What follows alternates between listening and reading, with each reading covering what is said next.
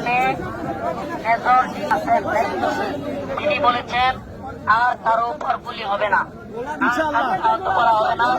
যারা আহত হয়েছে তারা চিকিৎসা পাবে এবং শেখ জসিমউদ্দিন রহমানী সহ সকল বন্দীরা গুলি হইল কেন এটার বিচার করা হবে ইনশাআল্লাহ।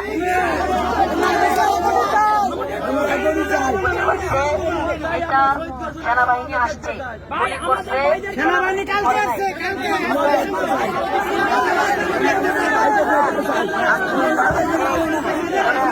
আমরা শেখ জসিমউদ্দিন রহমানীকে দেখতে চাই, আর কিছু না।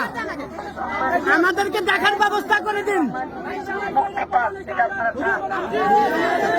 আমরা মানব না।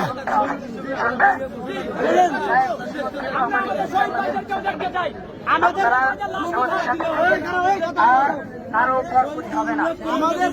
রবিবারে জামিন হয়েছে, সেই আসামি এখনো ছাড়ে না কেন? সেই আসামি এখনো ছাড়ে না কেন?